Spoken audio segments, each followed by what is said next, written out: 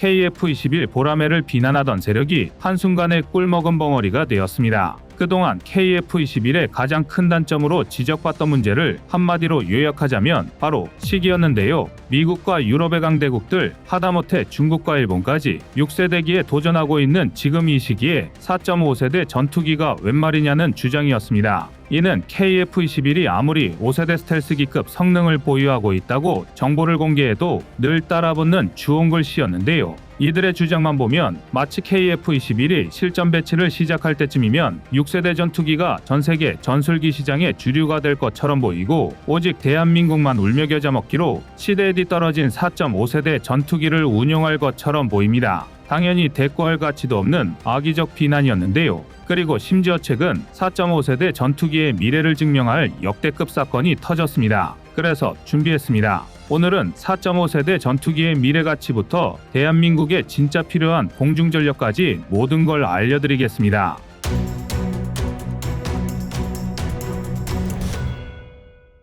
최근 폴란드가 개최한 MSPO 2023에서 아주 흥미로운 소식이 들려오고 있습니다. MSPO 2023은 유럽 최대 방산 전시회 중 하나로 해당 행사에 대한민국 꼴지의 방산 기업들은 물론 미국, 독일, 이탈리아, 영국, 스페인 등 내로라 하는 군사 대국들이 참가했는데요. 이 MSPO 2023에서 보잉과 폴란드가 F-15EX 도입을 위한 물밑 접촉에 돌입했습니다. 이는 5세대 스텔스기를 만능으로 여겼던 고정관념이 얼마나 잘못된 착각인지를 보여주는 확실한 사례입니다. 예를 들면 여전히 일부에서는 지상타격과 공중제압이 모두 가능한 데다 스텔스 성능을 갖추고 있는 F-35로 공중전력을 완편하는 게 최강의 공군이 될 거라고 주장하지만 현실은 전혀 그렇지 않습니다. 오히려 군사 관계자들과 전문가들 사이에서는 F-15EX 또한 F-35와 동급 또는 그 이상의 하이엔드급 전술기체로 평가받고 있습니다. 당장 앞서 말씀드린 폴란드만 봐도 오직 필요에 따라 F-35 추가 도입이 아닌 F-15EX 신규 도입을 검토하고 있습니다.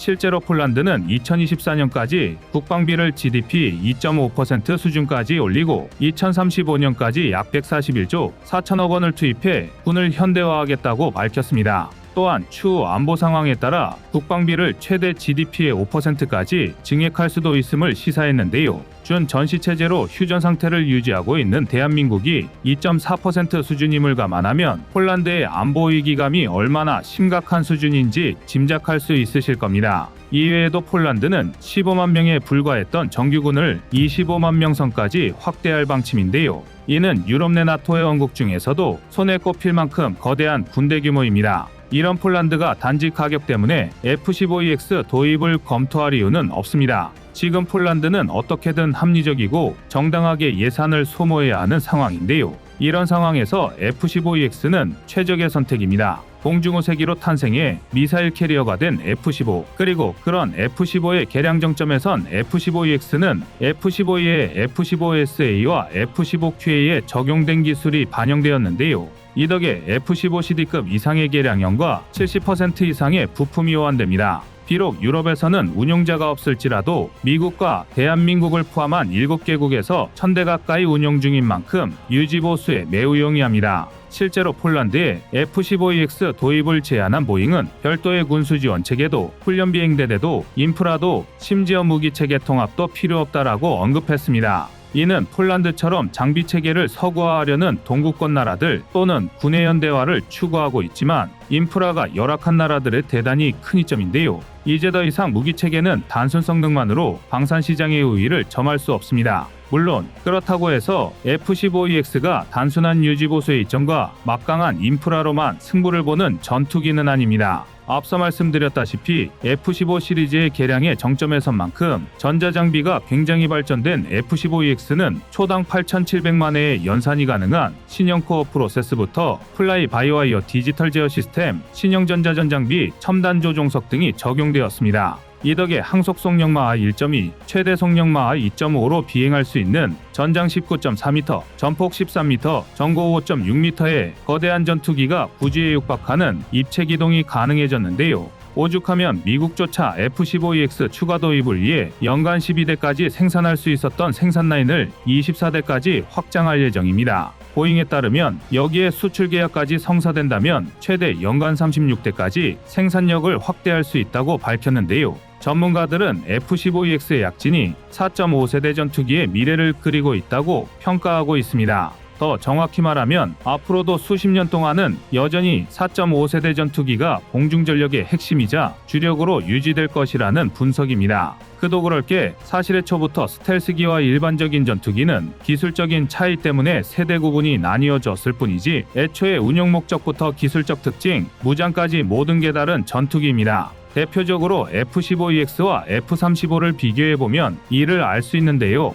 F-35와 F-15EX 모두 공중작전, 공중지상작전을 수행할 수 있지만 F-35가 스텔스 능력을 앞세워 정찰, 전자전 등 다목적 임무를 수행하는 반면 F-15EX는 주로 제공권 장악과 공격 임무에 집중되어 있습니다. 스텔스 능력을 포기한 대신 높은 기동성을 갖추고 있기 때문인데요. 이런 임무 차이는 탑재 무장에서도 극명하게 드러납니다. 일례로 F-15EX의 경우 최대 무장 탑재량만 자그마치 13.4톤에 육박합니다. F-35가 공군형 F-35A 기준 약 8톤 내외라는 걸 감안하면 거의 5.4톤 이상의 무장을 더 탑재할 수 있는 셈인데요. 하드포인트 또한 23개소가 넘기 때문에 약 6m 두께의 강화 콘크리트를 관통할 수 있는 벙커버스터 GBU-28과 사거리만 900km가 넘는 AGM-158, 제즈미알 등 24발의 폭탄과 공대지 미사일을 탑재할 수 있습니다. 게다가 태생이 공중우세기로 설계된 만큼 제공권 장악을 위한 무장을 탑재할 경우 16에서 22발의 공대공 미사일을 장착할 수 있는데요.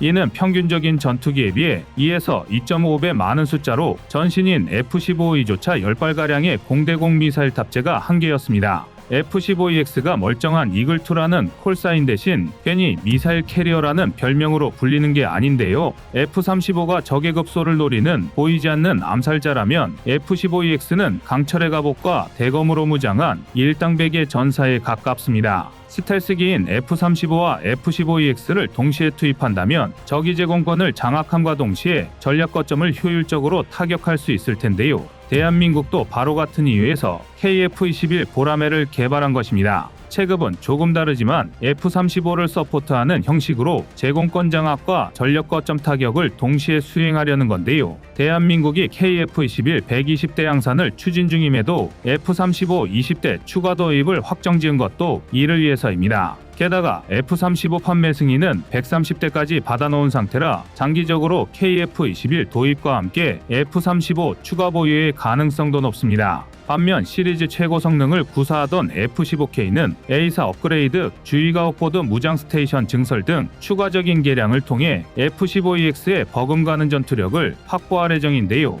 이를 통해 KF-21의 등장으로 잠시간 빛이 발했던 대형 공중제압기로 부활함과 동시에 F-15K의 전통적인 임무였던 전폭기의 역할도 한층 강화될 예정입니다. 물론 미국이 보유한 대표적인 폭격기인 B-52의 경우 약 31톤, B-1B 랜서의 경우 내외부 모두 합쳐 57톤이라는 정신나간 폭장량을 보유한 만큼 13톤 내외인 F-15K의 폭장량은 진짜 폭격기에 비하면 한참이나 부족한 수준입니다. 하지만 대한민국의 상황을 생각하면 F-15K로도 충분합니다. 쉽게 말해 폭격기처럼 대량의 무장을 운용할 필요가 없다는 건데요. 한반도는 남북을 가리지 않고 대체로 좁은 지역에 인구가 밀집해 있으며 완충지대 없이 적성국에 둘러싸여 있는 대한민국의 안보 형편상 우리가 폭격기를 보유하는 것만으로도 지리적, 정치적, 군사적으로 상당한 긴장감을 유발합니다. 중국이나 북한에서는 오히려 미사일이나 잠수함처럼 눈에 보이지 않는 전략무기보다 폭격기 한 대를 더 큰 위협으로 여길 텐데요. 게다가 폭격기와 같은 대규모 무기 플랫폼을 운용하려면 상당한 예산과 기반 시설, 유지보수 능력이 필요합니다. 그런데 아직 국산 항공무장이 완벽하게 준비되어 있지 않은 대한민국은 폭격기에 탑재할 수십 톤의 미사일과 폭탄을 대부분 수입으로 감당해야 합니다. 대한민국의 폭격기 보유가 아직은 시기상조일 수밖에 없는 이유인데요. 그리고 결정적으로 폭격기가 이륙할 수 있는 공간이 없습니다. 일반적으로 활주로라고 하면 비행기가 이륙하는 데 필요한 도로라고 생각하기 마련입니다. 그러나 정확히 말하면 활주로는 이륙에 필요한 거리, 착륙에 필요한 거리, 유사시 항공기가 멈출 수 있는 유예 길이 세 가지가 필요합니다.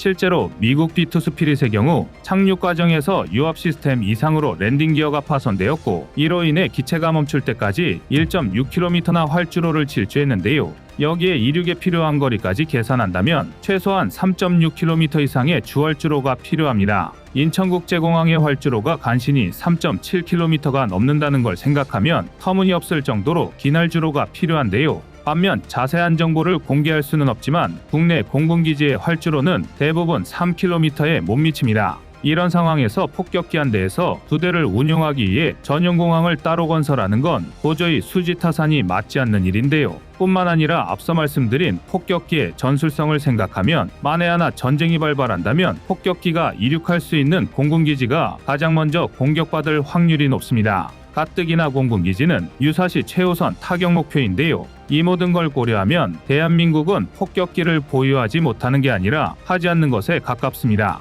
능력은 있지만 굳이 위험을 감수할 필요가 없는 것이죠. 하지만 장기적으로 대한민국의 폭격기 보유는 논의해봐야 할 주제입니다. KF-21의 등장으로 국산 전투기 무장에 대한 개발이 활발하게 이루어지고 있는 만큼 경제적인 문제가 어느 정도 해결될 전망이기 때문인데요. 전략 목표물을 타격할 수 있는 F-35 제공권 장악을 담당한 대형 공중우색이 F-15K 개량형, 그리고 여기에 종횡무진 전장을 노릴 KF-21 보라매와 전술 목표물을 초토화할 폭격기 편대라면 대한민국의 공중전력은 아시아 최강의 자리를 넘볼 수 있을 것입니다. 그리고 이 중에서도 가장 중요한 건 허리 역할을 담당할 4.5세대 전투기 KF-21 보라매가 되리라는 것은 두말할 것도 없는데요. 폴란드가 F-15EX 도입을 검토하는 것만으로도 지금 전 세계 방산 시장에는 다시 한번 고성능 4.5세대 전투기에 광풍이 불고 있습니다. 부디 그 자리를 대한민국의 KF-21이 견인할 수 있길 바라겠습니다.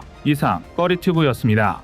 안녕하세요, 꺼리튜브입니다. 그동안 보내주신 사랑과 응원으로 1편 출간에 이어 이번에 꺼리튜브의 새로운 신작 세상에 밝혀지지 않은 현대무기 비하를 출간했습니다. 내용이 어려워 쉽게 다가서지 못했던 군사무기 이야기를 남녀노소 누구나 편하게 이해할 수 있도록 모아봤는데요. 그 누구도 알 수 없던 현대무기 비하의 숨겨진 이야기를 이제 온라인 서점이나 가까운 서점에서 만나볼 수 있습니다. 또 전문적인 군사무기 이야기를 알고 싶다면 꺼리튜브 1편인 대한민국 육해공 군사무기도 준비되어 있습니다.